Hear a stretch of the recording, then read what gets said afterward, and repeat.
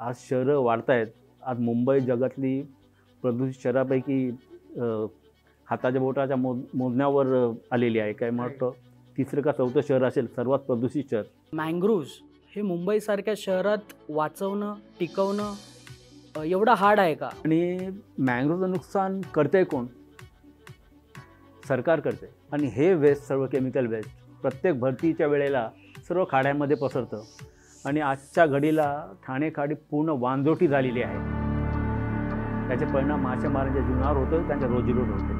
आज 7 जिल्ह्यामध्ये अजून CZMP मॅप सरकारने बनवले नाहीत.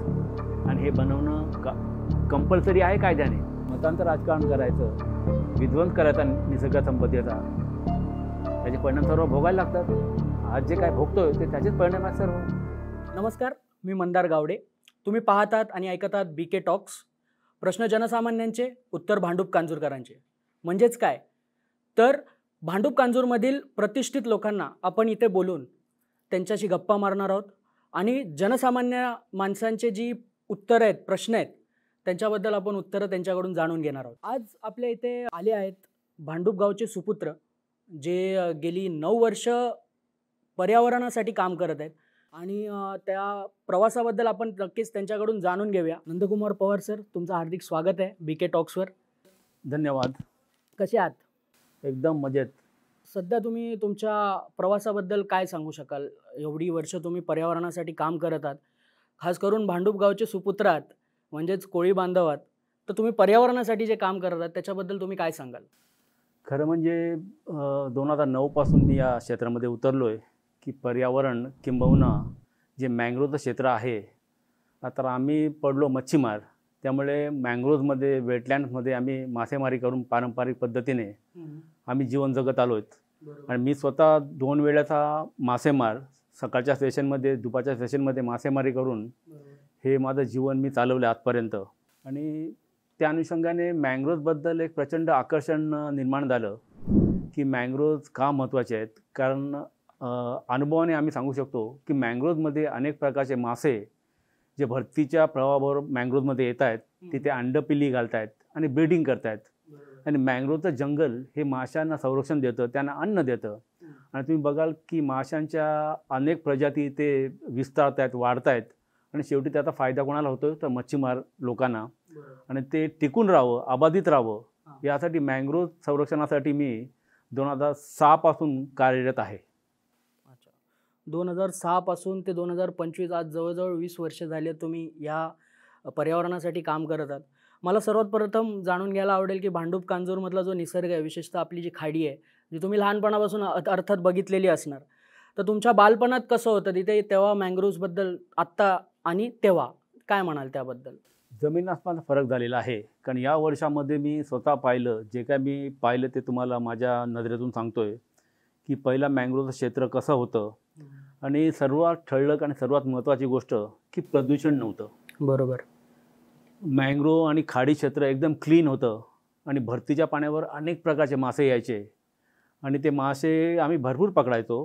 काही स्वतःसाठी ठेवायचो खायला, काही विकायचो. आणि त्याच्यावर आम्ही जीवन जगत आलो आहे. आणि हे कंटिन्यू होतं.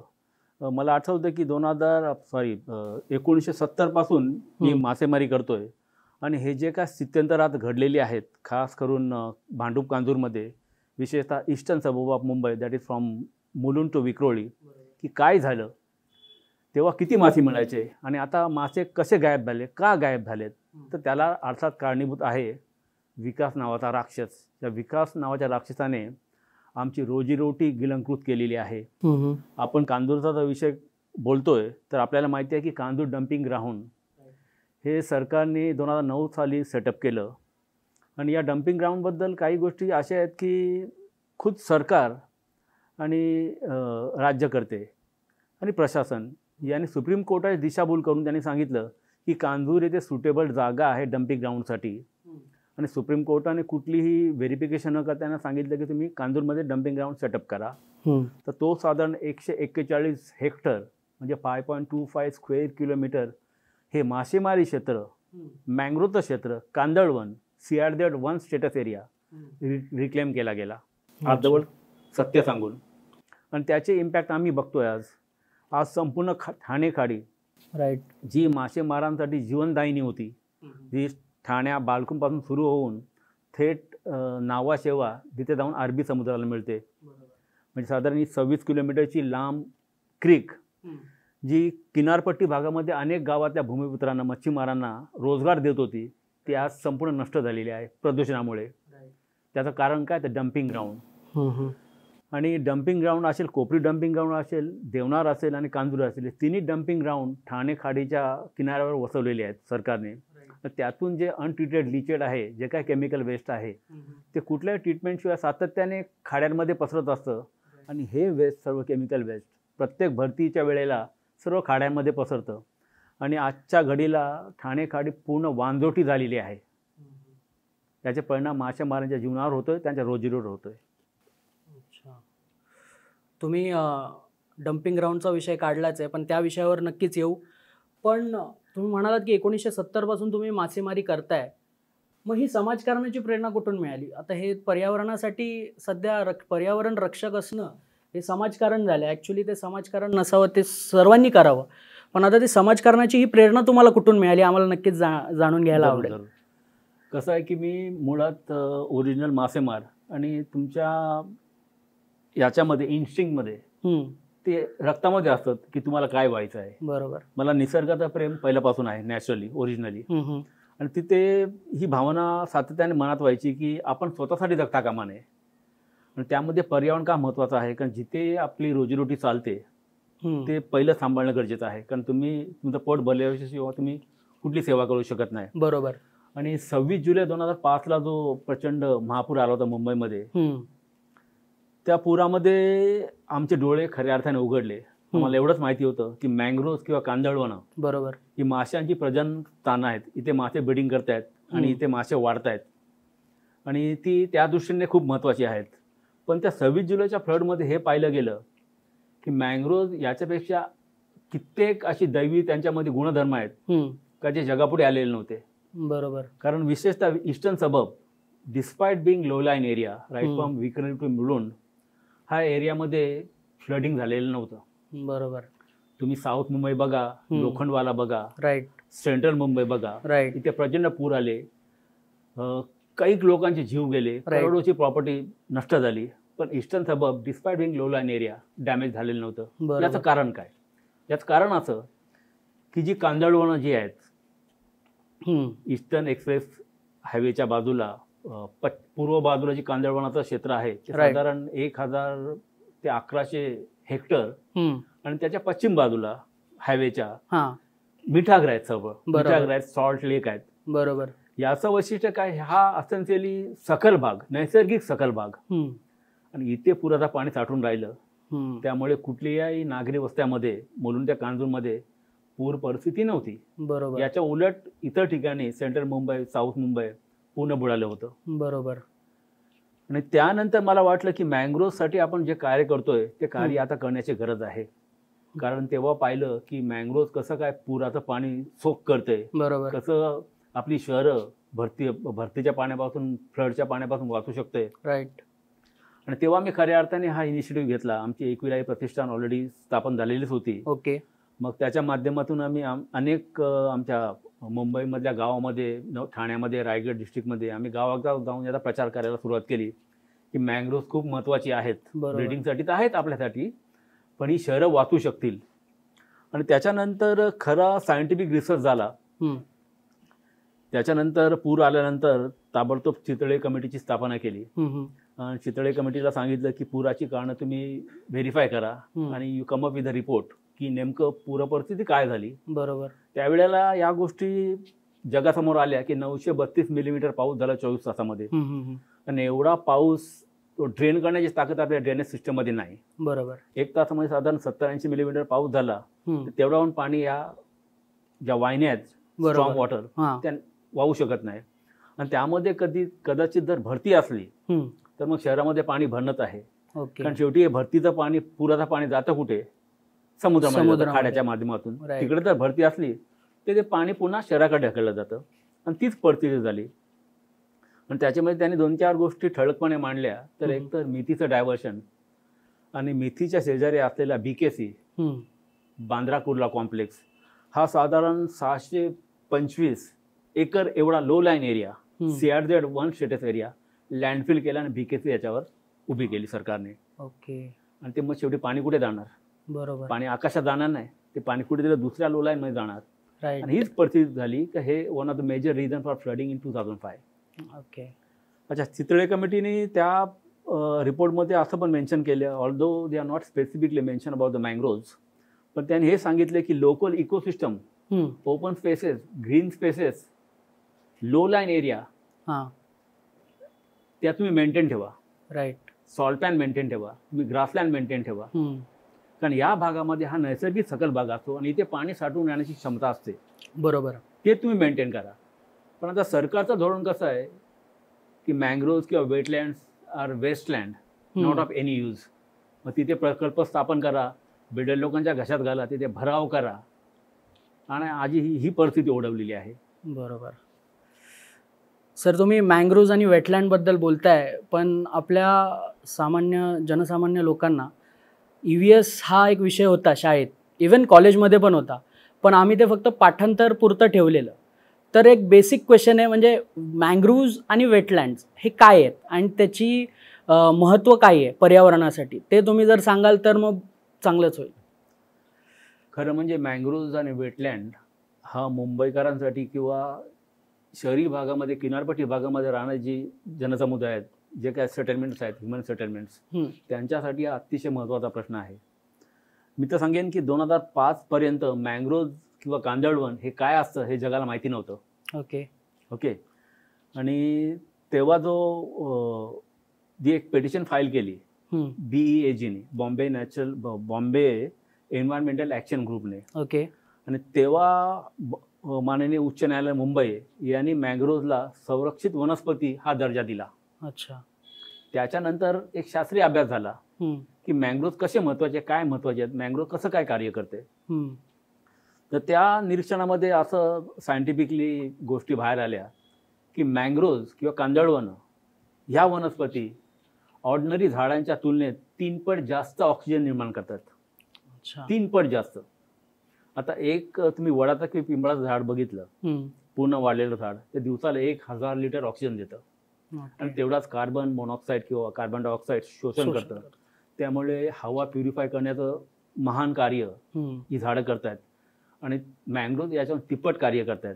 त्यामुळे मँग्रोव्ज अतिशय महत्त्वाची आहेत. दुसरी गोष्ट, पुरामध्ये हे अजून एक निरीक्षण नोंदवलं गेलं की हालाकी सेंट्रल मुंबई, साऊथ मुंबई बुडाली होती, पण ईस्टर्न सबब विक्रोळी टू मुंबई, मुलुंड इथे विशेष पूर परिस्थिती नव्हती. का? तर इथे असलेलं मँग्रोव्ह झाडं. राईट. आणि तेव्हापासून कोर्टाने ठरवलं इव्हन बफर झोन, 50 मीटरचा बफर झोन, मँग्रोव्हची लाईन आहे त्यापासून जमिनीकडच्या दिशेने 50 मीटर तुम्ही काही विकासाची कामं करू शकत नाही, कुठलंही कॉन्क्रीट टाकू शकत नाही. Okay. Safe zone, ND zone, असं मँग्रोव्हचं तेव्हा ऑर्डर पास झालं 2006 माननीय उच्च न्यायालयाने. आणि हे त्याच्यानंतर आम्ही जनजागृती चालू केली, कारण आजची परिस्थिती पूर्वीसारखी नाही राहिलेली. आज शहरं वाढत आहेत. आज मुंबई जगातली प्रदूषित शहरापैकी हाताच्या बोटाच्या मोजण्यावर आलेली आहे. काय म्हणतो, 3रं का 4थं शहर असेल सर्वात प्रदूषित शहर. बरोबर. मेट्रोपॉलिटन शहर इन द वर्ल्ड. आणि मग याला कारण काय? तर आपण सतत विकास करतोय, सतत कॉन्क्रीटाईज करतो, प्रत्येक गोष्ट, प्रदूषण वाढतंय, त्याचा इम्पॅक्ट आज होतोय. आता आपण बघतोय की टेम्परेचर 45च्या पुढे गेलेलं आहे. आपल्याला 28-30च्या पुढे सवय नव्हती. म्हणजे आपण ज्या प्रमाणामध्ये प्रेडिक्ट केलं होतं की टेम्परेचर 0.20% दर 5 वर्षाने वाढेल, त्याच्याहून जास्त. आता इथे एकाच वर्षामध्ये 2 डिग्री सेल्सिअस वाढायला लागले. म्हणजे काय झालं? बरोबर. ते आपण टॉलरेट करू शकत नाही. याचा इम्पॅक्ट सर्व जीवसृष्टीवर पडणार आहे. बरोबर. आणि AC that is not a solution. Right. म्हणजे आपल्याला कुठेतरी निसर्गाची आपली नाळ तुटलेली आहे विकासाच्या, अंधविकासाच्या नावाखाली, त्याचे परिणाम आज प्रत्येकजण भोगतोय. बरोबर. जसं आता तुम्ही म्हणालात की मँग्रोव्जबद्दल तुम्ही माहिती दिलीत आणि वेटलँड्सबद्दलही माहिती दिली, पण मँग्रोव्ज हे मुंबईसारख्या शहरात वाचवणं, टिकवणं एवढं हार्ड आहे का? म्हणजे का एवढं आपण वाचू नाही शकलो, किंवा त्याच्यावरती काय, म्हणजे काय होतंय की जेणेकरून मँग्रोव्स कमी होत आहेत, त्याच्यावर तुम्ही काय बोलाल? हा अत्यंत टेक्निकल विषय आहे. एकतर 2005ची ऑर्डर आली की मँग्रोव्ज आर प्रोटेक्टेड. नंतर त्याच्या अगोदर 1991ला CRZ नोटिफिकेशन आलं, कोस्टल रेग्युलेशन झोन, आणि बॉम्बे हायकोर्टची ऑर्डर, या दोन्हीमुळे मँग्रोव्ज प्रोटेक्टेड झाले. पण होतंय काय की सरकारी कायदे कसे आहेत की जी याच्यामध्ये सरकारच्या ताब्यामध्ये जी जंगलं आहेत मँग्रोव्हची, त्यांना सरकारने नोटिफाईड केलं, प्रोटेक्टेड केलं. ओके. पण जी मँग्रोव्हची जंगलं काही ज्या गव्हर्नमेंट एजन्सीज आहेत, ओके, त्यामध्ये उदाहरणार्थ JNPT असेल, सिडको असेल, TMC असेल, BMC असेल, यांच्या अखत्यारीमधली जी मँग्रोव्ज आहेत त्यांना तेवढं संरक्षण मिळत नाही. पण त्यांनी या मँग्रोव्जमध्ये विकासाचे काय प्रोजेक्ट प्रस्तावित केलेले आहेत, राईट. त्यामुळे ते मँग्रोव्ज सोडायला तयार नाहीत. किंवा 2005लाच असा आदेश झाला होता की या सर्व एजन्सीजनी सर्व मँग्रोव्ज सेलकडे वर्ग करावी, वन विभागाकडे. ओके. मँग्रोव्ह सेलची स्थापना झाली 2012ला, आणि त्या अनुषंगाने सरकारी जमिनीवरली सर्व मँग्रोव्हचे पट्टे, स्टेसेस मँग्रोव्ह सेलला वर्ग केले. पण या इतर गव्हर्नमेंट एजन्सीज आहेत, जसं का सिडको, JNPT, BMC, TMC जे काय आहेत ते, त्यांच्यामध्ये बराचसा अजून मँग्रोव्हचा पट्टा त्यांच्या ताब्यामध्ये आहे, आणि त्यांच्याकडून ते डायव्हर्ट करण्याची गरज आहे आजच्या घडीला. राईट. आणि मँग्रोव्हचं नुकसान करतंय कोण? सरकार करते. राईट. सर्वसामान्य माणूस करत नाही, बिल्डर करतायत. राईट. आणि त्या बिल्डरना संरक्षण कोण देते? सरकार देते. अनेक कायदे अमेंड झाले. आता CRZ नोटिफिकेशन आलं 1991ला. आज तागायत हा कायदा 25 वेळा अमेंड झालेला आहे. तर CRZ कायदा काय बोलतोय की coastal area being ecologically sensitive area need to be protected. कारण इथे अनेक पक्ष्यांचा अधिवास असतो, माशांची प्रजनन स्थानं असतात, आणि हा लो लाईन एरिया असतो जिथे भरतीचं पाणी डायव्हर्ट होऊन तो एरिया वाचू शकतो. इथे तुम्ही भराव करू शकत नाही, इथे तुम्ही काय कन्स्ट्रक्शन करू शकत नाही, कारण हा लो लाईन एरिया असतो. Right.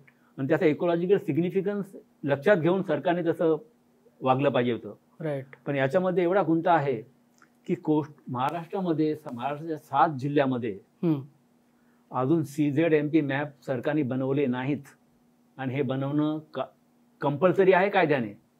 CZMP map at 1:4000 scale. हे कसं असतं की तुम्ही हायटाईड लाईन फिक्स करायची की भरतीचं पाणी कुठल्या रेषेपर्यंत पोहोचतं. ओके. त्यानंतर मग लोकल डेव्हलपमेंट प्लॅन केली जाते, कारण शेवटी भरतीचं क्षेत्र असतं ते. बरोबर. आणि मॅन्डेटरी असून याच्यावर सरकारने कुठलीच पावलं अजून उचलली नाही. 2023 पासून हा विषय फॉलो करतोय, आणि आता 23ला केंद्रीय पर्यावरण मंत्रालय दिल्ली यांनी 12 कोटी अण्णा युनिव्हर्सिटी यांना देऊन हे CZMP मॅप ॲट 1:4000 स्केल बनवायची त्यांनी ऑर्डर दिलेली आहे. ओके. पण त्याच्या अगोदर बरेचसे भाग त्यांनी लँडफिल केले, त्याच्या प्रोजेक्ट उभी राहिली. बरोबर. आणि हे भरतीचं जे तंत्र किंवा जे काय अलाइनमेंट आहे ती पूर्ण बिघडली. कारण भरतीचं पाणी नको तिथे डायव्हर्ट व्हायला, जिथे नैसर्गिक जायला पाहिजे होतं तिथे भराव झालेत. बरोबर. आणि आता गावं डुबायला लागली. बरोबर. आता तुम्ही CRZ नियमांवर बोलत होतात. ठीक आहे, ते आता 25 वेळा अमेंड झालेत, पण आता त्याची सद्यस्थिती काय आहे? म्हणजे आता ते CRZ म्हणजे जो झोन आपण करणार आहे सरकार, तर ते वाचू शकतं का? म्हणजे आता ती परिस्थिती आहे का? म्हणजे 25 अमेंडमेंट केल्यानंतरही तेवढे ते स्ट्रिक्ट रूल्स आहेत की नाही आहेत? CRZ कायदा अत्यंत प्रभावी कायदा आहे, आणि सुदैवाने आपल्या देशामध्ये अनेक चांगले कायदे आहेत. त्यामध्ये वाईल्ड लाईफ प्रोटेक्शन ॲक्ट असेल 1972, त्याच्यानंतर एन्व्हायरमेंट प्रोटेक्शन ॲक्ट 1986, राईट. त्याच्यानंतर वेटलँड रूल 2010, त्याच्यानंतर त्याच्या अगोदर 1991 CRZ नोटिफिकेशन आलं. ओके. आणि तो कायदा अत्यंत प्रभावी आहे जर इम्प्लिमेंट झाला तर. आणि आज याच कायद्याच्या अनुषंगाने देशामध्ये अनेक ठिकाणी इमारती पाडलेल्या आहेत, मोठे मोठे टॉवर उद्ध्वस्त केलेत केरळासारख्या स्टेटमध्ये. बरोबर. Because of the CRZ violation. इथेही देखील हा कायदा अतिशय महाराष्ट्रामध्ये प्रभावीपणे त्याचा अंमल होतोय. ओके. कारण बऱ्याचशा केसेस CRZ याच्यामध्ये अडकलेल्या आहेत. आता परवाचं उदाहरण बघा आपण, केगाव उरणमधलं जी एक दगडाची भिंत काही धनदांडग्या लोकांनी समुद्रामध्ये दगडाचा भराव करून तो जागा रिक्लेम करण्याचा प्रयत्न केला, हजारो मँग्रोव्ज मारली, पण CRZचा आधार घेत मी हे प्रकरण NGT मध्ये नेलं आणि परवा कारवाई झाली. हा संपूर्ण भराव काढला गेला. अच्छा. पण मला हे म्हणायचं आहे की कायदा प्रभावी आहे, भराव काढला, पण ज्याने भराव केला, जे अधिकारी ज्यांची ड्युटी होती की ते भराव होऊ नये, बरोबर, ते का झोपलेले होते का? राईट. मग त्यांना सुटं काय सोडायचं? राईट. त्यांच्यावर कारवाई व्हायला पाहिजे. Because this is breach of their constitutional statutory duty. बरोबर. They are suppose to protect this mangrove stage. How they can run away safely? Right. They should be brought to the justice. त्यांना कायद्याच्या चौकटीमध्ये उभं केलं पाहिजे. आणि माझी priority हीच असेल की जे सरकारी अधिकारी आपल्या ड्युटीमध्ये कसर करतात त्यांना न्यायालयामध्ये ओढलं पाहिजे. राईट. आता तुम्ही म्हणालात की CRZ म्हणजे त्या केगावच्या केसमध्ये कांदळवनं उद्ध्वस्त केली गेली, तर ती कांदळवनं आपण परत लावू शकतो का? ती नॅचरलीच आली पाहिजे का आपण स्वतःहून लावू शकतो? याबद्दल तुम्ही प्रकाश टाकलात तर बरं होईल. अतिशय महत्त्वाचा प्रश्न आहे हा. किंबहुना या एका सिंगल प्रश्नावर माझं खूप कॉन्सन्ट्रेशन आणि फोकस आहे. कारण काय होतंय की अनेक वेळा असं होतं की सरकार स्वतः एखादा प्रोजेक्ट मँग्रोव्हमध्ये राबवल्यानंतर आता दोन गोष्टी आहेत. एक तर तुम्ही मँग्रोव्हमध्ये CRZ मध्ये एखादा प्रोजेक्ट राबवता, प्रकल्प राबवता, राईट, तर तुम्हाला माननीय उच्च न्यायालयाचा पूर्वपरवानगी घेणं गरजेचं आहे. त्याचबरोबर MCZMA म्हणजे Maharashtra coastal zone management authority यांची पूर्वपरवानगी आवश्यक आहे. आणि या परवानग्या कोर्ट देखील देत आहे सरकारी प्रकल्पांना किंवा इव्हन प्रायव्हेट एंटरप्रेनरना. पण ते अत्यंत चुकीचं आहे. कारण कसं आहे की सरकार काय सांगतं की कॉम्पेन्सेटरी अफॉरेस्टेशन. ओके. म्हणजे तुम्ही 100 झाडं तोडली तर 3 पट त्याची लागवड करा. राईट. म्हणजे कोर्ट परवानगी देतो तुम्हाला प्रकल्पासाठी. एखादा प्रकल्प पब्लिक इंटरेस्टमध्ये असेल तर त्याची परवानगी दिली जाते आणि तिप्पट त्याचं प्लांटेशन करायला सांगितलं जातं अंडर कॉम्पेन्सेटरी अफॉरेस्टेशन. पण मँग्रोव्ह ही अशी वनस्पती आहे की प्लांटेशन करायची याची बिलकुल गरज नाही. Okay. Just leave it to the nature. This mangrove ecosystem is 100% natural ecosystem. It doesn't require any human efforts और human intervention in that. Okay. तुम्ही भरतीचं पाणी ब्लॉक नका करू, बघा मँग्रोव्ह आपोआप वाढतील. नाही अशी मी शेकडो उदाहरण देईन तुम्हाला का जी मी स्वतः हँडल केलेली आहेत. तिथले 4-4, 5-5 हेक्टर मँग्रोव्हचे पॅच नष्ट केलेले होते. राईट. पण मी फक्त एकच आग्रह धरला की भरतीचं पाणी ब्लॉक केले ते ओपन करा. त्या भरतीच्या पाण्याबरोबर मँग्रोव्हची सीड्स जातात आणि जिथे योग्य जागा असेल तिथे ही मुळं धरतायत आणि एवढी रॅपिडली वाढतायत की अनबिलिव्हेबल. 2 वर्षामध्ये 6-7 फूट वाढतात. अच्छा. म्हणजे इथे पैसा खर्च करण्याची गरज नाही. राईट. सरकार हेच करतंय की हे कॉन्ट्रॅक्ट दिले जात आहेत प्लांटेशनचे, पण ते आपण स्वतः प्लांट केलेली मँग्रोव्ह सक्सेस होत नाहीत. ओके. 30% हार्डली सक्सेस होतात. त्याच्यामध्ये भरपूर पब्लिक फंड वेस्ट केला जातोय, त्याची गरज नाही. म्हणजे नॅचरलीच ते बिलकुल आपल्याला करावं लागेल. हे नॅचरल इकोसिस्टम आहे, तुम्ही नॅचरली ठेवा ते, फक्त भरतीचं पाणी ब्लॉक नका करू. ओके. आता जसं तुम्ही केगावचं ते एक उदाहरण दिलं त्याच्यावरूनच एक प्रश्न असा उद्भवतो, तो म्हणजे गव्हर्नमेंट ऑथॉरिटीज आणि आपले जे राजकीय नेते आहेत त्यांच्याशी संवाद साधताना म्हणजे काही प्रॉब्लेम होतो किंवा त्यांच्या ते लक्षात येतं का किंवा लक्षात आणून द्यावं लागतं सारखं? तुम्हाला काय वाटतं? म्हणजे तुम्ही आता सारखे लेटर तुम्ही पाठवता किंवा PIL रेस करता, तर तुम्हाला कसं आहे, त्याचा एक्सपिरियन्स कसा आहे या गव्हर्नमेंट ऑथॉरिटीज आणि राजकीय नेत्यांशी संवाद साधताना? आता हा पण खूप महत्त्वाचा कळीचा मुद्दा आहे ॲक्च्युली. की तुम्हाला उरण पनवेलचं उदाहरण देईन मी. उरणचं उदाहरण काय देतो की Uran suppose to be the largest coastal wetland of Maharashtra, highly biodiverse wetland in terms of birds habitat, full of lush green mangroves, आणि हा लो लाईन एरिया आहे संपूर्ण. राईट. तर उरण तालुक्यामध्ये 58 गावं आहेत, पनवेल तालुक्यामध्ये 64 गावं आहेत आणि सर्व किनारपट्टी भागातली ही गावं आहेत सर्व. आणि आज इथे हजारो हेक्टर क्षेत्रामध्ये CRZ जागेमध्ये भराव झालेत. ते भराव कोणी केलेले आहेत? राजकीय नेत्यांनी. राईट. कारण भरावाचे ठेके हेच घेत आहेत राजकीय नेते. JNPT असेल, सिडको असेल, इतर आस्थापना असतील, हे ठेके घेणारे हे राजकीय नेते. राईट. आणि त्यांचे हस्तक आणि यांच्यामध्ये कुठलाही हे लिगल कॉन्ट्रॅक्ट नसतं किंवा ॲग्रीमेंट नसतं. कारण हे व्हायलेशन ऑफ CRZ नोटिफिकेशन, की बाबा Okay. मला एवढी झाडं कापायची आहेत, एवढ्या वेटलँडवर मला भराव करायचा आहे. हम्म. या सर्व एरियाचं स्टेटस काय CRZ 1A, okay. Ecologically highly sensitive. इथे तुम्हाला मुंबई हायकोर्ट अशाला परवानगी देणार नाही right. Unless project is in larger public interest. तर हे तसं न करता मग भराव करायचे. आणि उरण तालुक्यामध्ये हजारो हेक्टर मासेमारी क्षेत्रावर लो लाईनमध्ये मँग्रोव्हवर भराव झालेले आहेत. ओके. आणि सर्व भराव 100% राजकीय नेत्यांनी केलेले आहेत, तिथल्या आमदारांनी केलेले आहेत, तिथल्या नगरसेवकांनी केलेले आहेत, कारण त्यांनाच ठेके मिळतात. आणि ॲथॉरिटी जी काय कन्सर्न डिपार्टमेंट आहेत त्याच्यामध्ये फॉरेस्ट डिपार्टमेंट असेल, मँग्रोव्ह सेल असेल, रिव्हेन्यू असेल, पोलीस डिपार्टमेंट असेल, यांची मिली बघत असते. ओके. मी जबाबदारीने बोलतोय आणि मी सिद्ध करेन का यांचा हात असतोय, कारण यांच्या डोळ्या देखत भराव चालू असतात. राईट. आणि हे ऑफिसर तिकडून ये जा करतात, पण ते कधीच हा इश्यू रेज करत नाहीत. याचा अर्थ काय? आणि सरकारी अधिकारी नेहमी त्यांचा हाच प्रयत्न असतो की तक्रारदार चुकीचा कसा आहे. याचं उदाहरण कसं असं की तुम्ही एखादी तक्रार फाईल केली, हां. का इथे वेटलँडवर रिक्लेमेशन चालू आहे, इथे मँग्रोव्हवर रिस्ट्रक्शन चालू आहे म्हणून तुम्ही आज तक्रार केली 1 तारखेला, तुम्हाला साईड व्हिजिटला आमंत्रण येतं 1 महिन्यानंतर. ओके. तोपर्यंत त्या वेटलँडवर आणि मँग्रोव्ह त्याचं स्टेटस पूर्ण बदललेलं असतं, पूर्ण भराव झालेला असतो. आणि अधिकारी तुम्हाला सांगतात की इथे कुठे वेटलँड आहे, इथे कुठे मँग्रोव्ह दिसत आहेत. अच्छा. मग आजच्या स्थितीला स्थळ पाणीचा अहवाल दिला जातो. स्थळ पाणी म्हणजे त्या दिवसाची काय परिस्थिती होती आणि ते सांगायला मोकळे असतात की आजच्या घडीला इथे मँग्रोव्हचं अस्तित्व दिसून आलेलं नाही, इथे वेटलँड दिसत नाही, आणि रिपोर्ट क्लोज केला जातो. ओके. हालाकी त्यांना हे सर्व माहिती असतं. राईट.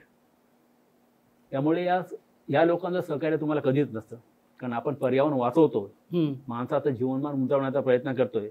पण जे अधिकारी ज्यांची ही स्टॅच्युटरी ड्युटी आहे ते याला फाटा देऊन आपल्या स्वतःच्या स्वार्थासाठी कार्यरत असतात असं बोलणं चुकीचं ठरू नये, कारण त्यांना फक्त 2 ते 5 वर्ष ड्युटी करायची असते. बरोबर. नंतर इथे रगड पैसा कमवून दुसरीकडे बदली झाली तर त्यांना काय घेणं देणं नसतं.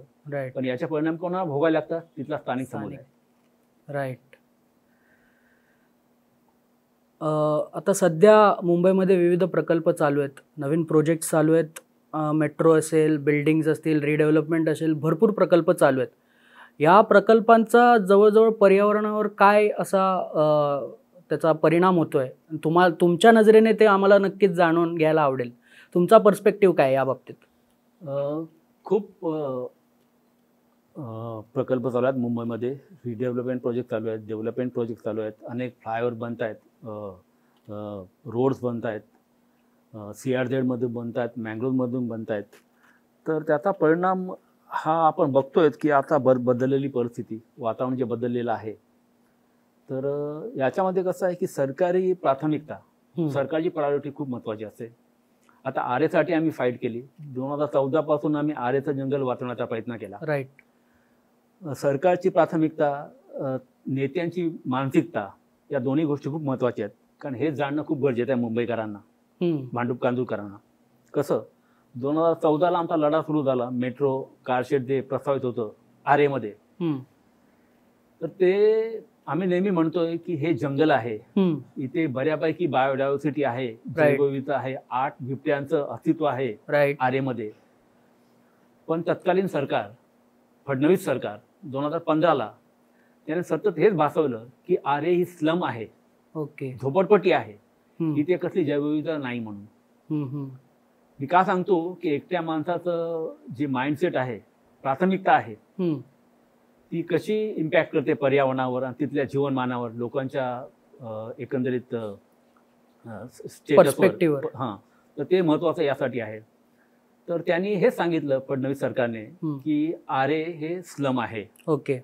2019ला सरकार बदललं. राईट. उद्धव साहेब आले.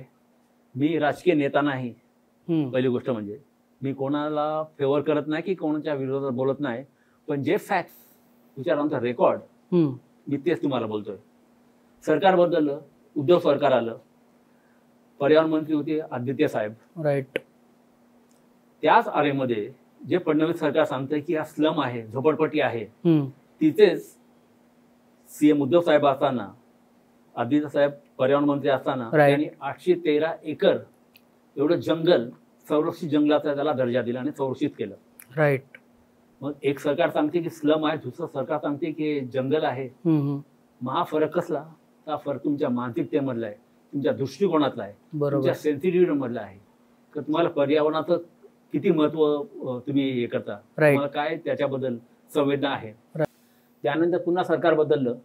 अजून ठळकपणे एक गोष्ट मी तुम्हाला सांगू इच्छितो की मेट्रोला विरोध करण्याचं काम हेच होतं की अनेक दुसरे प्रकल्प याच्यामध्ये प्रस्तावित होते. यामध्ये झू असेल, RTOचं ऑफिस असेल, स्लम असेल, रिहॅबिलिटेशन स्कीम्स असतील, या सर्व आरेमध्ये ते लोक ठुसणार होते. म्हणून हा डोरच आम्ही बंद करण्याचा प्रयत्न केला की इथे कुठलाही प्रकल्प नकोय. कारण मुंबईची पुरुष आहेत की प्रत्येकाची जिम्मेदारी आहे, हे आम्हीच का वाचवावं. बरोबर. प्रत्येकाची जिम्मेदारी आहे की पर्यावरण संतुलित राहिला पाहिजे, राईट. लोकांना व्यवस्थित जगता आलं पाहिजे, जो प्रत्येकाचा संविधानिक हक्क आहे. आणि सुप्रीम कोर्ट ऑफ इंडिया तर क्लिअर कट सांगते की कुठल्याही प्रकल्पामुळे तुमचं जर ऑक्सिजन किंवा तुमचं शुद्ध पर्यावरण याला काय बाधा पोचत असेल तर तुमच्या बेसिक कायद्यावर घाला घातला असा याचा अर्थ होतो. त्यामुळे तुम्ही कोर्टात दाद मागू शकता.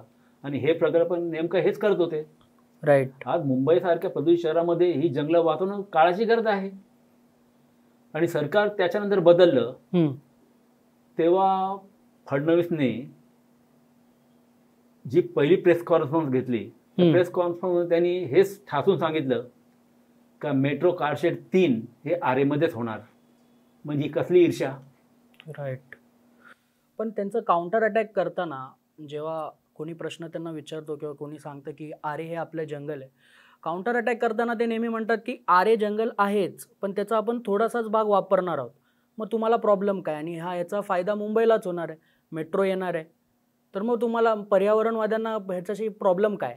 हा असा नेहमी प्रश्न विचारला जातो. अच्छा, याच्यामध्ये गौण अशी आहे की मेट्रो कारशेड 3 जे आरेमध्ये प्रस्तावित होतं त्याला जागेची आवश्यकता होती 30 का 32 हेक्टर.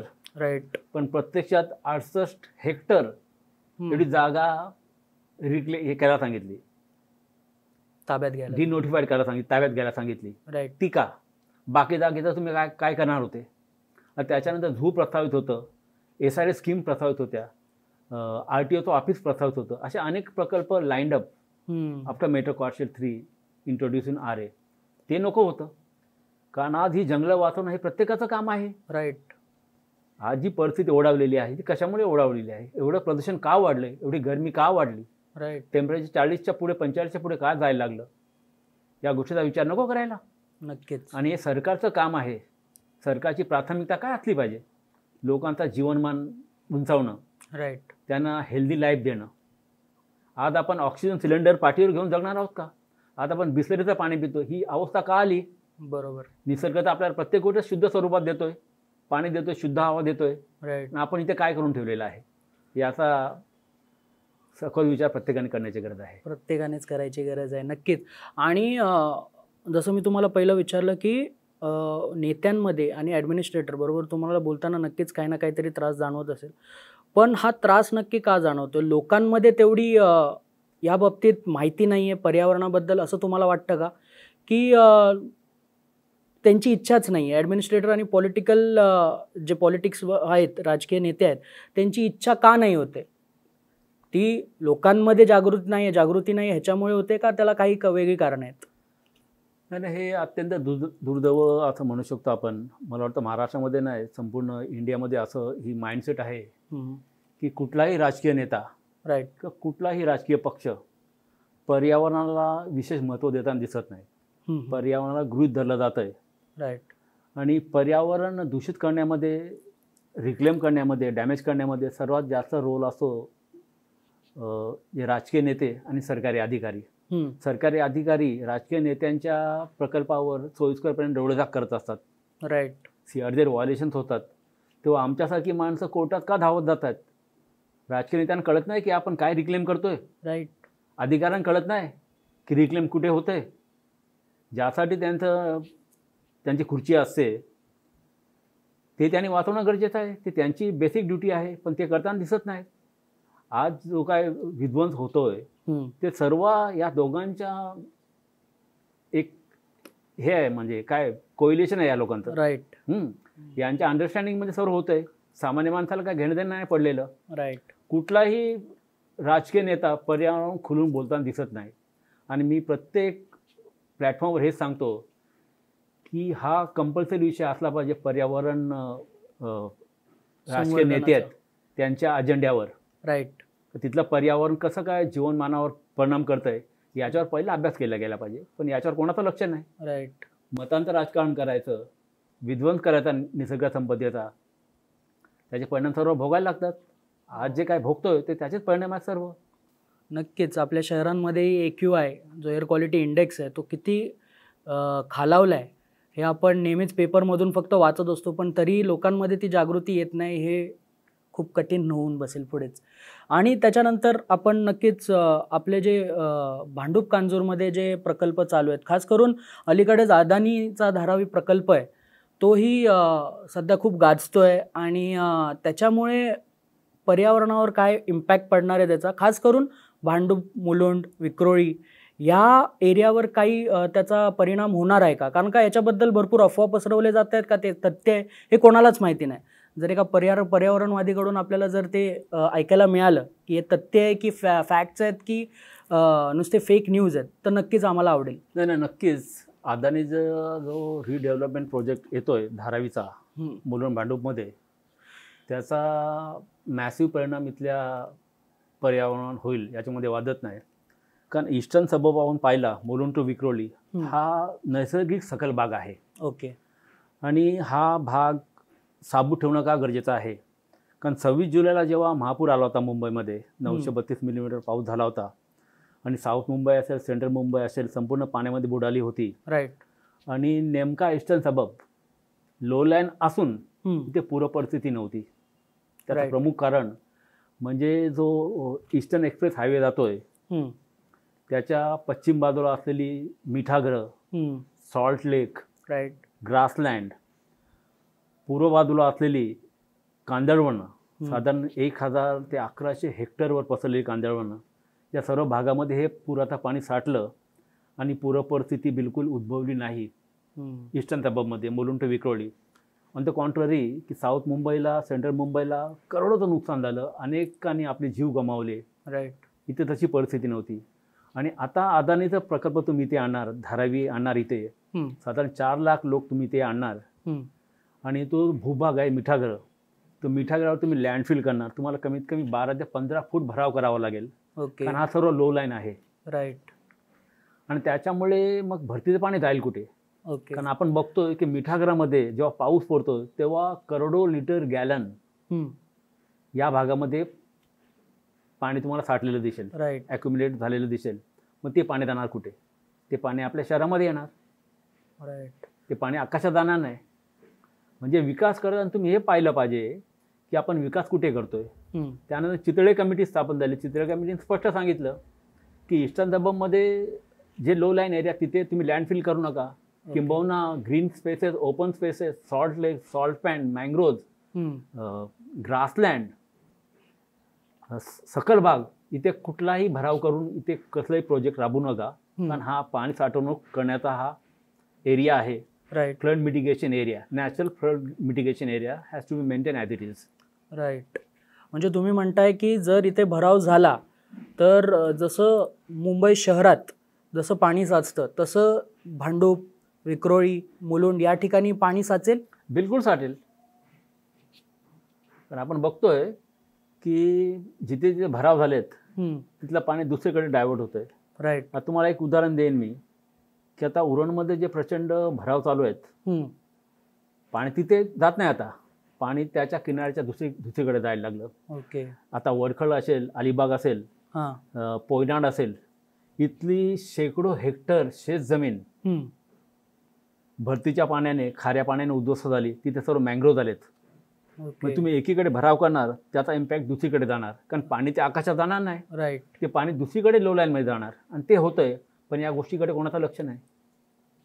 तर हा अदानीचा जो प्रकल्प आहे तो आता सध्या त्याची कुठे भराव चालू झाली आहे अशी तुम्हाला काही माहिती वगैरे आहे का? किंवा त्याचा प्रकल्प तो तिथे सध्या चालू झाला आहे का? कारण का धारावीवरून तिथे माणसं येणार आहेत, तिथे राहणार आहेत, ठीक आहे, तिथे राहू देत. पण जर पर्यावरणावर जर तो परिणाम होत असेल तर मग याच्या बाबतीत तुमचा स्टँड आणि आता सध्या तिथे काही भराव तिथे झालाय का?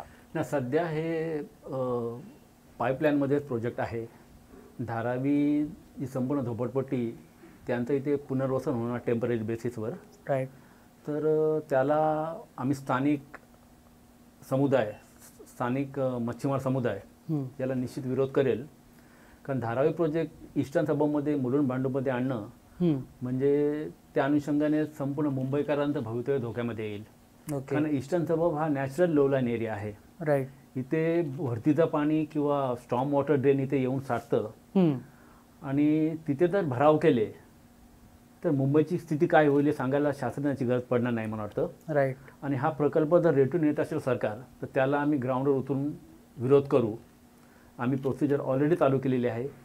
मी आता एक पेटिशन देखील फाईल केलेली आहे आणि कोर्टात जायला आम्ही मागे पुढे बघणार नाही. राईट. कारण ती काळाची गरज आहे. मुंबईच्या लोकांच्या भवितव्याचा प्रश्न आहे. आमचं हेच म्हणणं आहे की धारावी हा खूप मोठा परिसर आहे. तुम्ही तिथेच त्यांची व्यवस्था करू शकता. राईट. एका माणसाच्या इकॉनॉमिक डेव्हलपमेंटसाठी तुम्ही एवढ्या लोकांना वेठीस का धरू शकता? राईट. अदानीने काय देश विकत घेतलेला आहे का? कारण देशाचा मालक आहे आणि आम्हाला काहीच अधिकार नाही. त्यामुळे आम्ही याला विरोध करू आणि कुठल्याही परिस्थितीमध्ये धारावी हा प्रकल्प मुलुंड भांडूपमध्ये होऊ देणार नाही. ओके. आणि या बाबतीत म्हणजे लोकांचं काय म्हणणं आहे का? तुम्ही ग्राउंडवर पण फिरत असाल, ग्राउंडवर आपले जे सामान्य माणसं आहेत त्यांच्यापर्यंत हा विषय गेला आहे का? कारण का मी बघतो की त्यांच्यापर्यंत हा विषय एवढ्या प्रमाणात गेला नाही. कुठे पेपरमध्ये जास्त त्याची हे नसते, असलं तरी कुठल्या तरी मधल्या पानावर असतं. तर मग तुम्हाला काय वाटतं की हा विषय सामान्य माणसांपर्यंत गेला आहे का? नाही, कसं आहे की हे खूप दुर्दैवाचं आहे की सामान्य माणूस पर्यावरणाला काय समजतच नाही. पहिली गोष्ट म्हणजे त्याला हेच वाटतं की मी काय करू शकतो, माझं ते काम नाही. काही पर्यावरणवादी लोक असतील किंवा काही कन्सर्न सिटीजन असतील त्यांचं ते काम आहे. राईट. पण आता पर्यावरण गृहीत धरण्याचे दिवस संपलेले आहेत. राईट. आता पर्यावरण राहिलं बाजूला. आता तुम्ही स्वतःला वाचवण्यासाठी प्रयत्न करा. आणि आता तर तुम्ही झोपून राहिलेत तर मग पुढे भवितव्य नसणार तुम्हाला. कारण आता already temperature 45 degree Celsius plus झालेलं आहे. राईट. AQI 3 फिगरमध्ये यायला लागलं. येस. म्हणजे याचा अर्थ काय? जे टेम्परेचर वाढलेलं आहे ते आपण त्याच्यामध्ये कम्फर्टेबल आहोत का? आपण झोपू शकतो का रात्री विदाऊट AC? नाही झोपू शकत. नाही झोपू शकत. अर्थात जे गरीब लोक आहेत त्यांना काय पर्याय नाही बिचारे ते. कारण त्यांच्या जीवनाला काय अर्थच नसतो. त्यांना कोणी वालीच नसतो. त्यांची दखल घ्यायला कोणीच नसतो. राईट. पण श्रीमंतांना माझा प्रश्न आहे, जे AC वापरत आहेत ते AC विना झोपू शकतात का? आणि AC हा वाढलेल्या टेम्परेचरवर परिणाम करणारा किंवा हा पर्याय असू शकतो का? तर बिलकुल नाही. नाहीच. तुम्ही जेवढे ACs वाढवाल, जेवढे AC गाड्यात फिरवाल तेवढं टेम्परेचर वाढेल.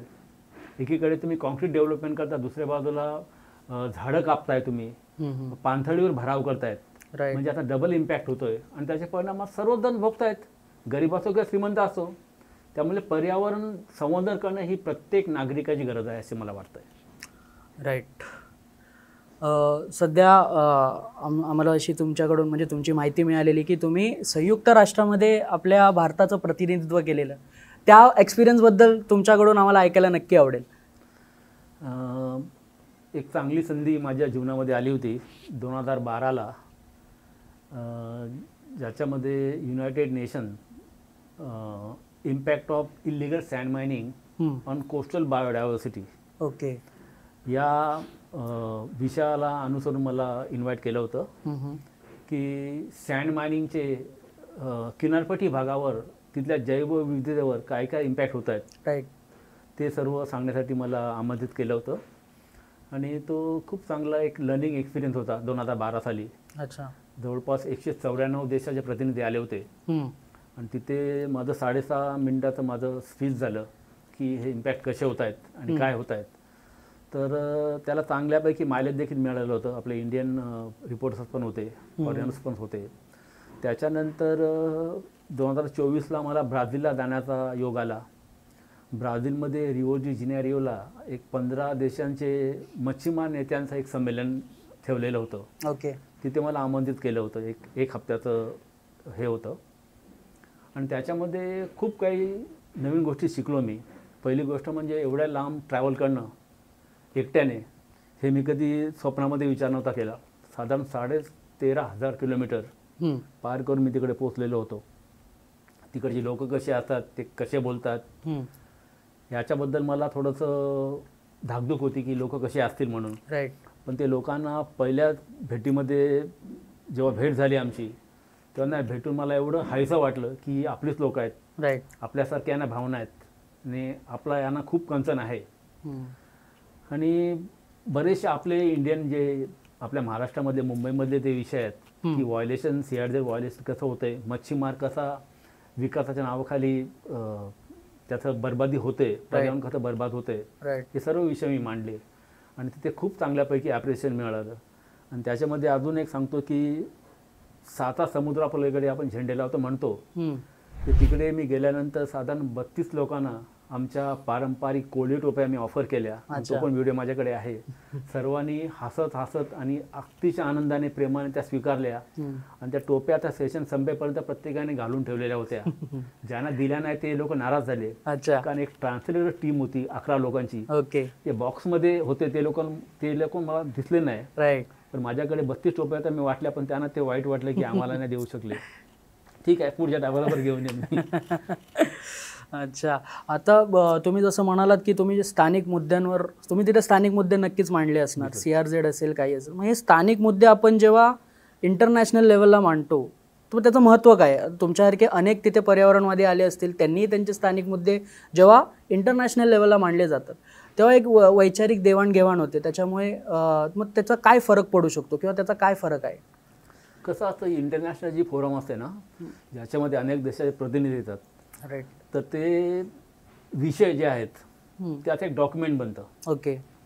आणि मोस्ट ऑफ द टाईम ते डॉक्युमेंट युनायटेड नेशनला सबमिट केलं जातं आणि युनायटेड नेशनच्या माध्यमातून त्या देशाच्या प्रतिनिधीने जे काही विषय मांडलेत, त्या समस्या मांडलेत, राईट, तिथल्या सरकारला ते कन्वे केलं जातं की तुमचे स्थानिक विषय हे आहेत, या विषयानं तुम्ही कसं काय टॅकल करणार किंवा काय सोल्युशन काढणार. राईट. त्यामुळे तो ग्लोबल इम्पॅक्ट असतो. आणि जेव्हा असं काही डॉक्युमेंटेशन किंवा कम्युनिकेशन होतं इंटरनॅशनल लेवलचं आपल्या देशामध्ये, तेव्हा त्याची नोंद डेफिनेटली घेतली जाते. आणि मग विचारणा होते की नेमकं काय विषय आहेत. स्थानिक अथॉरिटी आपल्याला विचारतात की काय विषय आहेत, तिकडे काय विषय मांडले, आणि त्याच्यावर बऱ्यापैकी अभ्यास होतो आणि सोल्युशन काढण्याचा प्रयत्न केला जातोय. पण ते कसं आहे की या गोष्टी एवढ्या इझी नाहीत जेवढ्या इझिली आपण बोलतोय की असं व्हायला पाहिजे, असं होईल म्हणून. पण तसं होताना का दिसत नाही. आणि जे काय षडयंत्र किंवा जे काय दुष्चक्र चालू आहे ते कंटिन्यू असतं. त्याच्यामध्ये विशेष फरक पडतो असं वाटत नाही. तरी पण आपण प्रयत्नशील राहणं गरजेचं आहे. राईट. सध्याचं एक इंटरनॅशनल पॉलिटिक्स बघितलं तर एक डोनाल्ड ट्रम्प जे राष्ट्राध्यक्ष आहेत, त्यांनी एक मत मांडलेलं, ते म्हणजे climate change is not a thing. त्यांचं एक असं स्टेटमेंट होतं. नेमकं हेच स्टेटमेंट होतं, बट त्याचा एक सारासार तोच अर्थ होता. त्या अनुषंगाने तुम्ही भारताच्या पर्यावरण धोरणाबाबत काय सांगाल? ते आपलं धोरण व्यवस्थित आहे का, तेही डोनाल्ड ट्रम्प यांच्या पायावर पाय ठेवते? तुम्ही काय बोलू शकाल यावर? नाही, आपल्या देशामध्ये निश्चितपणे खूप चांगले कायदे आहेत, जे कायदे प्रत्येक गोष्टीचं संरक्षण करण्यामध्ये सक्षम आहेत. त्याच्यामध्ये विशेषतः wild life protection act 1972, CRZ notification 1991, environment protection act 1986, right, wetland rule 2010, त्याच्यानंतर मँग्रोव्ह सेलची स्थापना झाली मुंबईसाठी. पण ह्या कायद्यांचं प्रभावीपणे अंमल किती होतो हे खूप महत्त्वाचं असतं. आणि सर्रात पाहिलं जातं आहे की पर्यावरणाला हलक्यामध्ये घेतलं जातं आहे, विशेषतः सरकारी माध्यमातून. अनेक प्रोग्राम राबवले जात आहेत, पर्यावरण मंत्री येत आहेत, पण त्याच्याने विशेष इम्पॅक्ट होतो असा नाही. राईट. फक्त ती इव्हेंट त्या दिवसापुरती मर्यादित असते, किंबहुना 365 दिवस पर्यावरण संवर्धन झालं पाहिजे, राईट, असे एफर्ट्स झाले पाहिजे. आणि ट्रम्प साहेबांचं जे काय म्हणणं आहे, that is not practical, that is not acceptable. Climate change झालेला आहे, सी लेवल वाढते सातत्याने, आणि विशेषतः हे कशामुळे होतं आहे तर that is only the human factor. या सर्व गोष्टीला human factor is very important. का तर आज जग चालले, जी टेक्नॉलॉजी ॲडव्हान्स झाली, त्या सर्वांच्या मागे पॉवर असते. राईट. इलेक्ट्रिसिटी जनरेशन असतं, ते कुठून येतं? फॉसल फ्युअलमधून येतं आहे. राईट. दगडी कोळसा असेल, जैविक इंधन असेल, ते जाळलं जातं आहे. आणि ते त्या अनुषंगाने सातत्याने जी गरमी वाढते, त्याच्यामुळे हिमालय वितळत आहेत, राईट. समुद्राची पातळी वाढते. पण या सर्वांच्या मागे कोण आहे? तर human factor, human greed. Right. आता आपण थोडंसं धीराने घेतलं पाहिजे. तुम्ही निसर्गावर किती मात करण्याचा प्रयत्न केला, राईट, तर त्याचे परिणाम तुम्हाला भोगावे लागतील. आज मेमध्ये पाऊस झाला, असं कधी आपण पाहिलं होतं? नाही. मग क्लायमेट चेंज नाही. एवढी गरमी आपण पाहिली होती, मग क्लायमेट चेंज नाही. आज शहरं डुबत आहेत, क्लायमेट चेंज नाही. आज कॅलिफोर्नियासारखं शहरं आज प्रचंड आगीच्या भक्ष्यस्थानी पडते. न्यू ऑर्लिन्ससारखं शहर, ट्रम्प साहेबांचं शहर आज ॲबंडन करावं लागलं, सोडून द्यावं लागलं, कारण शहर अख्खं बुडलं. ते क्लायमेट चेंज नाही. जरा शांतपणे विचार करणं गरजेचं आहे प्रत्येकाला. नक्कीच. नक्कीच. आता पुढचा प्रश्न असा होता की आपण आता नक्कीच पर्यावरणाबद्दल बोललो आहे, तर मला एक फ्युचरबद्दल तुम्हाला विचारायचं होतं. पुढील 10 वर्षात आपण काय गमावणार आणि आपण काय राखू शकतो, याबद्दल तुम्ही काय बोलाल? आता जे काय हातामध्ये आहे ते राखणं गरजेचं आहे. जे नष्ट झालं त्याच्याबद्दल दुःख व्यक्त न करता ते अजून कसं वाढेल, जे आहे त्याच्यामध्ये वाढ कशी होईल हे पाहिलं पाहिजे. आता शहरामध्ये जी जंगलं आहेत, राईट, ती जंगलं काही भागामध्ये अशी आहेत की सरकारी जंगलं आहेत, पण त्यांना नोटिफाईड नाही केलेलं, त्याला संरक्षित वनाचा दर्जा नाही दिलेला. आम्ही गेल्या वर्षी मिसिंग फॉरेस्ट ऑफ मुंबई याच्यावर आम्ही रिसर्च केला 2 वर्ष वनशक्तीने. आणि मुंबईमधली किती फॉरेस्ट अशी आहेत की जी रेकॉर्डला नाही सरकारी, ओके, ती रेकॉर्डला आणणं गरजेचं आहे, तरच ती संरक्षित होतील. कारण प्रत्येक सिंगल झाड वाचवण्यात काळाची गरज आहे. राईट. कारण झाडं ज्याप्रमाणे ऑक्सिजन देत आहेत, जेवढा कार्बन शोधतात, हवा शुद्ध करण्याचं काम करत आहेत, राईट, ती झाडं वाचवणं गरजेचं आहे. कुठल्याही प्रकल्पासाठी कुठलंही झाड कापलं जातं कामा नयेत.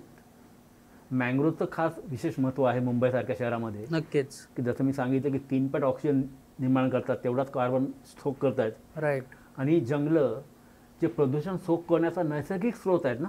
राईट. आज ऑक्सिजन कुठून मिळतो आपल्याला? एक तर झाडातून मिळतो, राईट, दुसरं समुद्रातून मिळतो, आणि दुसरं जे जमीन आहे, नॅचरल एरिया आहे, ग्रासलँड असेल, मार्शीलँड असेल, राईट, इथून उत्पत्ती होते ऑक्सिजनची. ओके. आणि आता काय झालं आहे की शहरं प्रचंड वाढायला लागलेत. आता इथून जो काय ऑक्सिजनचा स्रोत निर्माण होतोय तो आता कमी पडायला लागला, कारण डिमांड वाढलं. राईट. कारण ज्या प्रमाणात त्याचं डिमांड वाढतं ऑक्सिजनचं, तेवढ्या प्रमाणामध्ये प्रोड्यूस होत नाहीत. कारण आपण सातत्याने ते प्रदूषित करतोय, त्याच्यावर भराव करतोय, झाडं कापतोय, मँगोज कापतोय. आणि काळाची गरज आहे का हे पट्टे वाढवले पाहिजे, जे आहेत त्यांना संरक्षित केलं पाहिजे, त्याला ऑफिशियली संरक्षण देण्याची गरज आहे. तरच पुढे भवितव्यामध्ये काहीतरी आशा आहे आपल्याला. आणि या अनुषंगाने अजून सांगावंसं वाटतं की चांगल्या प्रकारे जनजागृती होते. कारण आम्ही फक्त कोर्ट केसेस करतो असं नाही, आम्ही ग्राउंडवर काम करतो आहे. राईट. मी 2009 पासून मँग्रोव्ह क्लीनअप करतो आहे, आणि शेकडो टन कचरा, non biodegradable plastic trash which is deposited in the mangrove area we have been removed successfully. Right. ते करतो आहे. आणि असं आम्ही कधीही गाजावाजा नाही केला की आम्ही एवढं क्लीनअप केलं, एवढा कचरा काढला. पण आज ते सांगणं जगाला गरजेचं आहे. का? कारण जनजागृती व्हायला पाहिजे. मँग्रोव्ह वाचवणं का गरजेचं आहे? आपण जो कचरा निर्माण करतो तो जातो कुठे? त्या कचऱ्याचा परिणाम आपल्या जीवनमानावर कसा होतो? आता प्लास्टिकचा सर्वात कळीचा मुद्दा आहे. तुम्हाला माहीत आहे, India has been has emerge as the highest plastic polluter nation in the world, which is not a good sign. Right. Almost 9.03 million tons of plastic we generate every year, which is 20% of the world plastic trash we generate. Right. It's not a good sign. आणि plastic आपण breathe करतोय, nano plastics, micro plastics ते आपण breathe करतोय. Even American and Australian scientist have discovered some plastic elements in the human brain. म्हणजे आपण कुठल्या दिशेने वाटचाल करतोय. आज प्लास्टिकने अख्खं जग ग्रासलेलं आहे. The deepest trench of Pacific Ocean, that is Marina Trench, has been found to be plastic contaminated. म्हणजे आपण काय बाकी ठेवलेलं आहे? म्हणजे आपण आपल्या स्वतःच्याच पायावर धोंडा मारतोय. राईट.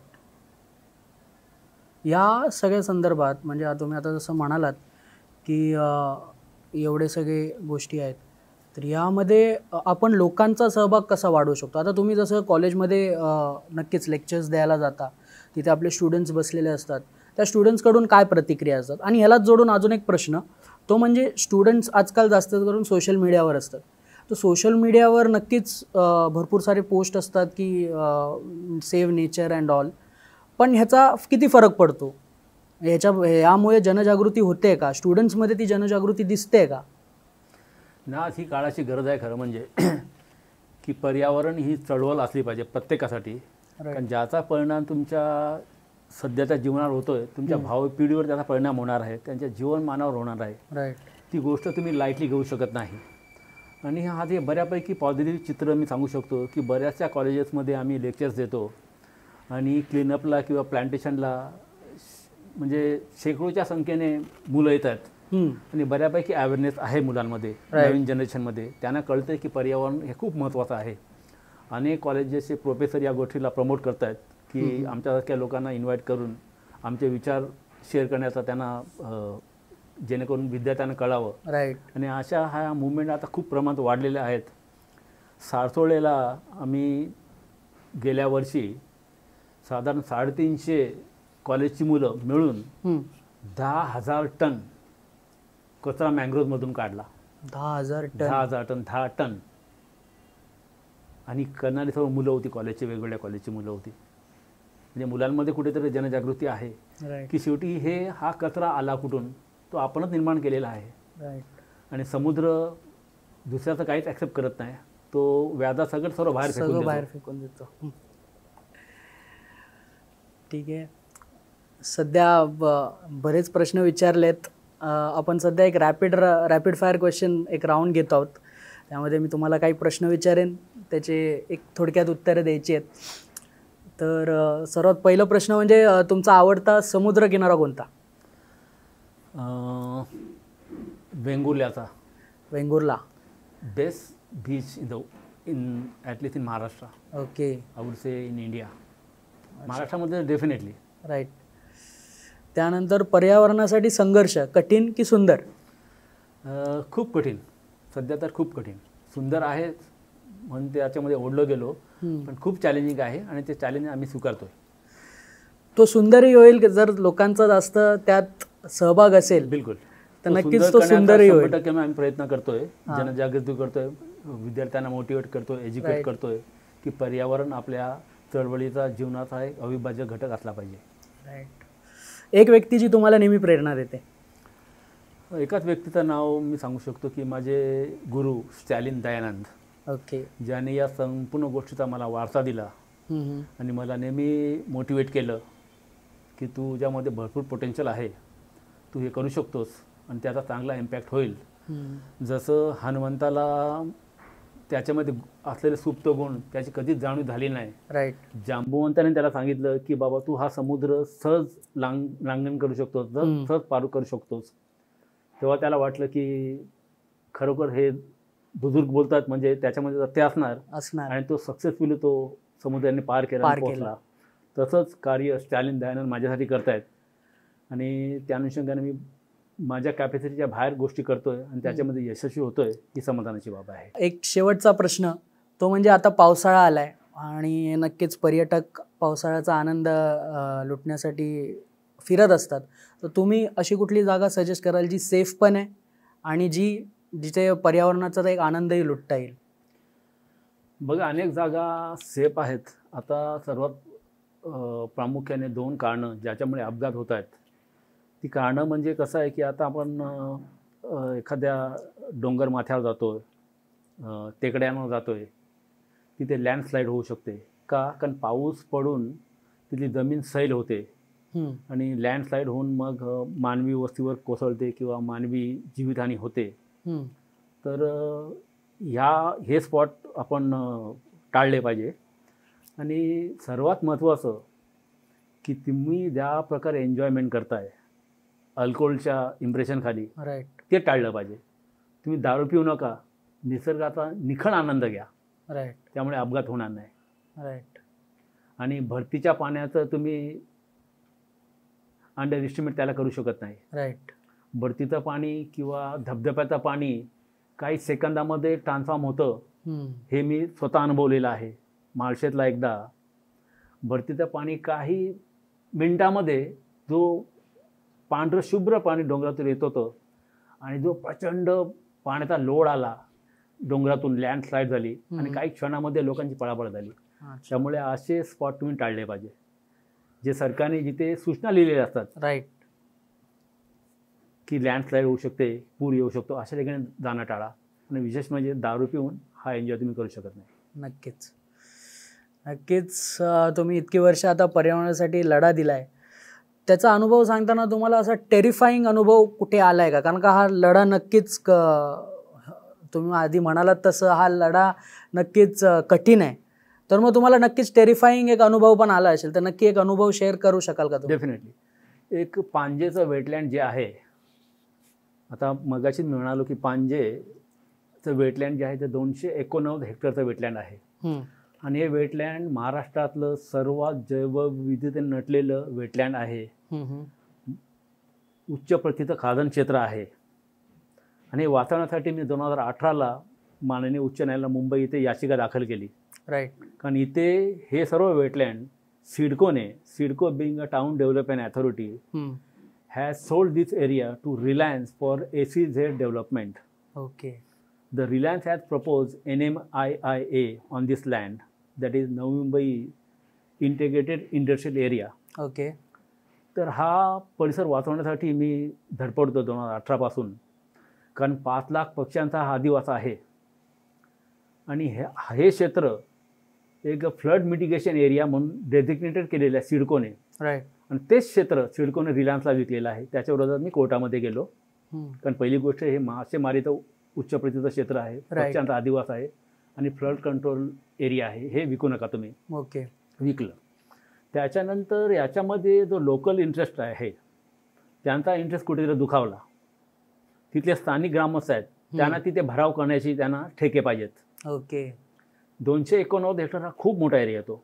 राईट. आणि तिथे त्यांचं म्हणणं असं आहे की इथे भराव झाले तर आम्हाला नोकऱ्या मिळतील, वेगवेगळे आम्हाला जॉब ऑपॉर्च्युनिटी देतील.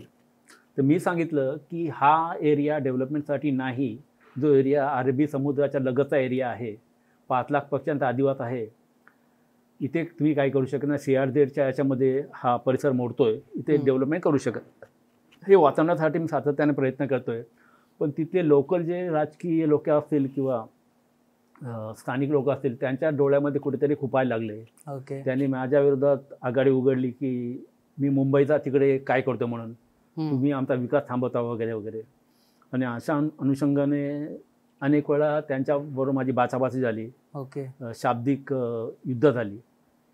आणि एक वेळ तुम्हाला सांगेन 2023ला डिसेंबर महिन्यामधलं 29 डिसेंबर, त्यावेळेला त्याच पांजे वेटलँडमध्ये साईट व्हिजिट लागली. कॉन्झर्वेशन ॲक्शन ट्रस्ट कॅट याचे संचालक देबी गोयंका यांनी मला विचारणा केली की तुम्ही पांजेचे पेटिशनर आहात की तुम्ही साईट व्हिजिटला येता का? मी सांगितलं येतोय. आता पुढे काय वाढून ठेवलं याची मला कल्पना नव्हती. तुम्ही टेरिफाईंग इन्सिडेंट विचारलात म्हणून मी सांगतोय. तर 9ला मी तिथे लँड होणार होतो आणि बरोबर 9ला आम्ही पोचलो पांजे वेटलँडमध्ये. तिथे पोचल्यानंतर एक टीम माझ्या अंगावर धावून आली. वेटलँडमध्ये आम्ही उतरलोय. वेटलँडची कशी परिस्थिती आहे की गाव आहे पांजे आणि त्या पांजे आणि दोनागिरी डोंगरी या दोन्ही गावांना जोडणारा एक रस्ता वेटलँडमधूनच जातोय. ओके. त्या रस्त्यावर आम्ही डोंगरी गावाच्या दिशेने जात असताना एक 100 मीटर पार केल्यानंतर काही लोक माझ्या अंगावर धावून आली, 12-15 लोक.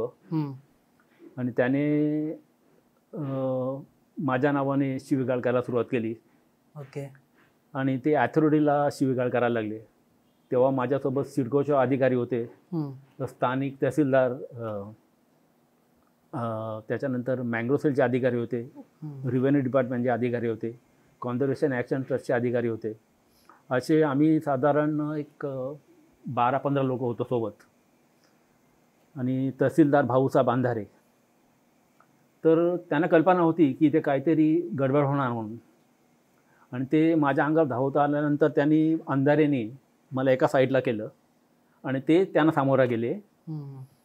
आणि की काय तुमची समस्या आहे, मला शिवीगाळ करतायत. आणि ते त्यांना शिवीगाळ करायला लागले अंधारेंना, ओके. की तुम्ही यांचा ऐकता, यांच्या एका पत्रावर तुम्ही इथे व्हिजिट करता, आम्ही एवढी पत्र व्यवहार करतोय पण आमची दखल कोण घेतली नाही. हम्म. आणि नंदकुमार पवारने आमचा विकास पूर्ण थांबून धरलेला आहे आणि तुम्ही त्याला सहकार्य करता वगैरे वगैरे.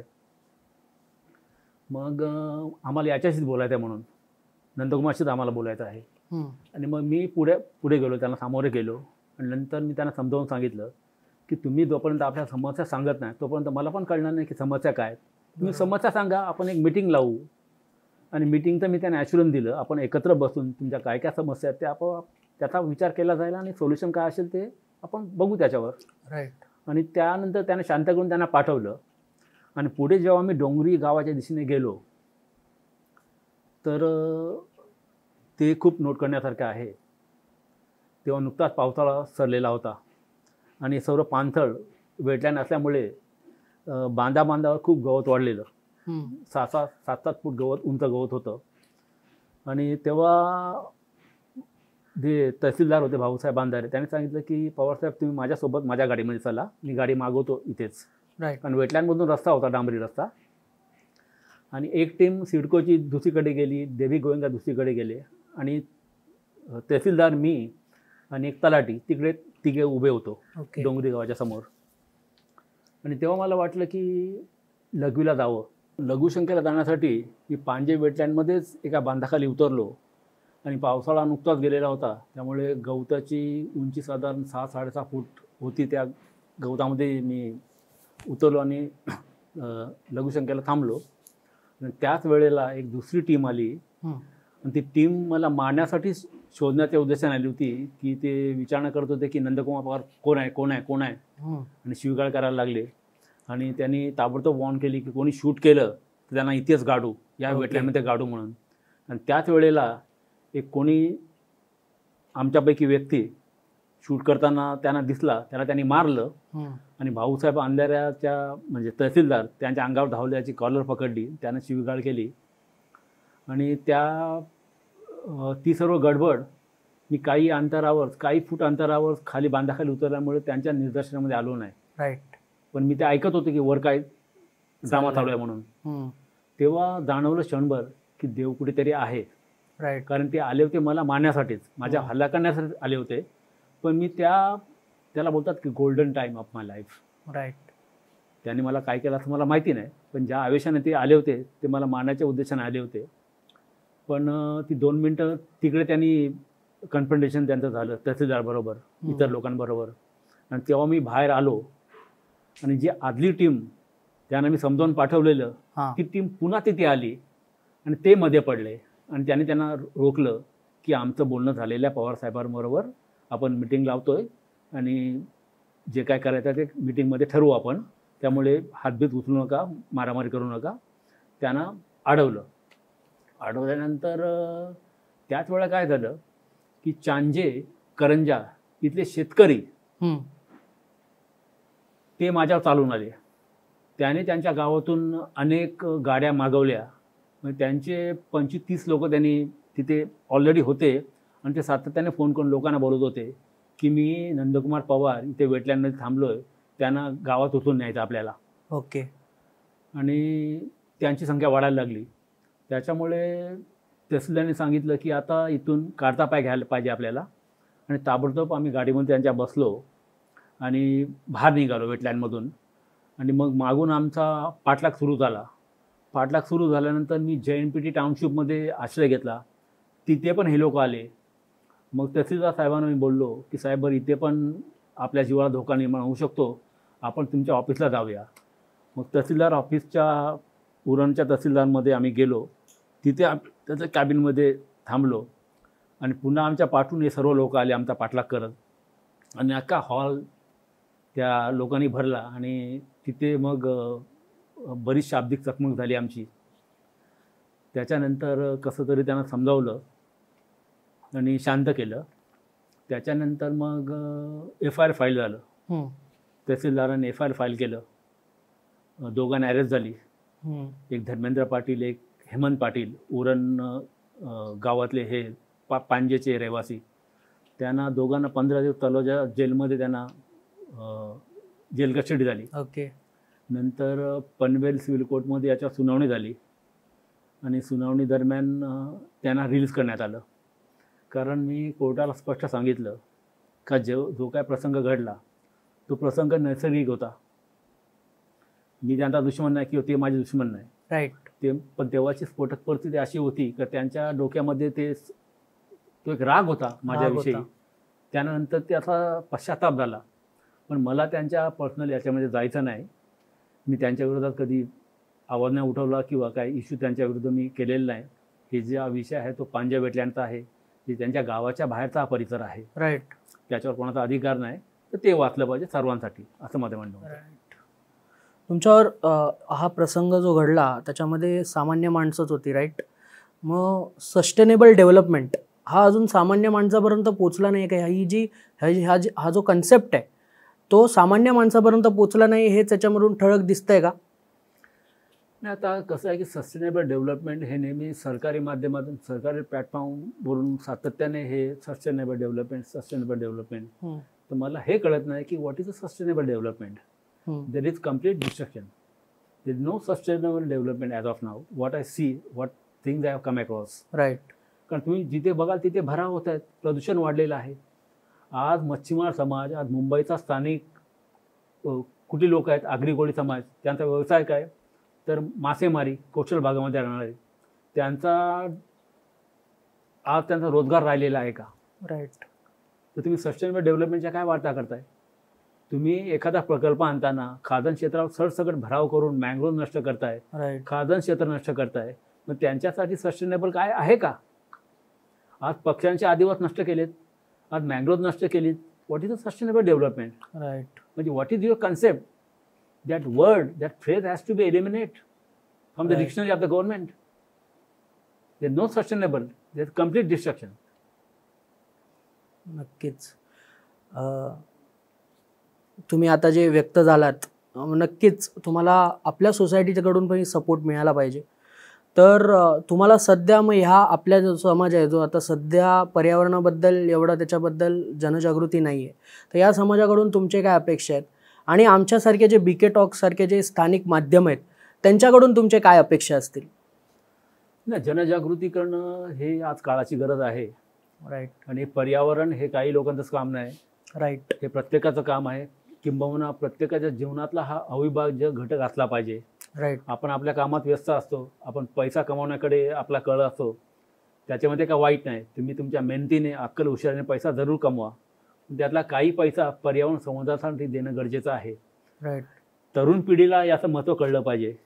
कारण आपण आज जे काय भोगतोय, आज जे वाढतं टेम्परेचर आहे, प्रदूषण वाढतं आहे, राईट, त्याचा इम्पॅक्ट आपल्या जीवनावर होतोय, आपल्या जीवनमानावर होतोय, आपल्या तब्येतीवर होतोय.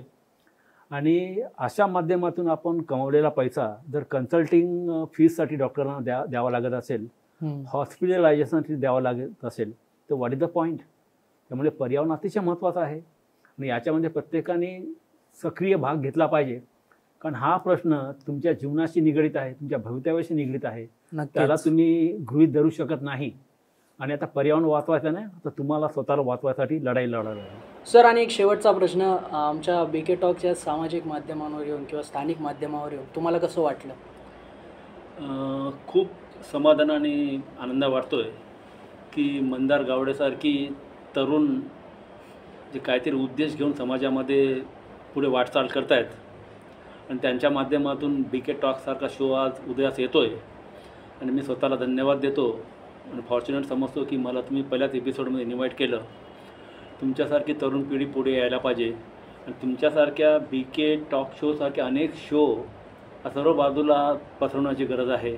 कारण जनजागृती, एज्युकेशन, मोटिवेशन हे लोकांपर्यंत पोहोचलं पाहिजे की आपण कुठल्या समाजात जगतोय, तिथली पर्यावरण स्थिती काय आहे, याचा परिणाम काय होतोय. आणि या प्रत्येक गोष्टीचा लेखाजोखा प्रत्येकाने व्यक्तिगतरित्या ठेवणं गरजेचं आहे. राईट. आपल्या बिझी शेड्यूलमधून थोडा वेळ काढून थोडेसे एफर्ट्स घेऊन पर्यावरणाकडे गांभीर्याने बघण्याची गरज आहे. ही काळाची गरज आहे. अन्यथा भविष्यामध्ये जगणं सर्वांना कठीण होऊन जाईल. आणि माझं प्रत्येक तरुणाला हेच आव्हान असेल to be serious about the environment, which can protect your life, right which can work for your better future. Right.